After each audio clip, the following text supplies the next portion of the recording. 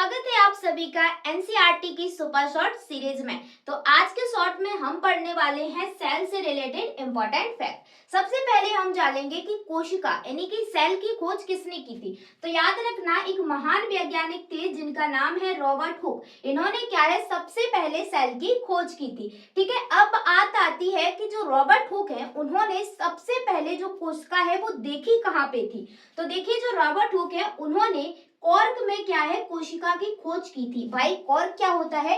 Cork पेड़ों के बाहर पाया जाने वाला जो छाल देखा होगा अपने सूखे सूखे टाइप का होता है। ठीक है, उसी में क्या है, उन्होंने ऐसे कमरे सी टाइप की जो संरचना देखी थी, उन्हीं को उसने सेल यानी कि कोशिका नाम दिया था। ठीक है, सेल यानी कि कोशिका नाम दिया था। ठीक है, अब बात आती है कि जो रॉबर्ट हुक है उनने जीवित कोशिका की खोज की थी या फिर मृत कोशिका की खोज। तो याद रख लेना, जो पेड़ों की छाल होती है आपने देखा होगा सूखी होती है, उसमें सेल नहीं पाई जाती। ठीक है, जो जीवित सेल है उसमें नहीं पाई जाती, उसमें डेड सेल पाई जाती हैं। ठीक है, इसलिए इन्हें कहा जाता है कि इन्होंने क्या है, डेड सेल की खोज की थी, यानी कि मृत कोशिका की खोज की थी।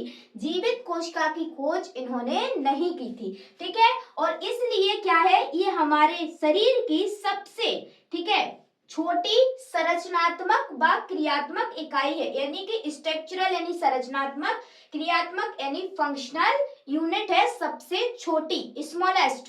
ठीक है, याद रख लेना। और हमारा जो शरीर है, ठीक है, हमारा पूरा शरीर है वो कोशिका से ही बना होता है, सेल से ही बना होता है।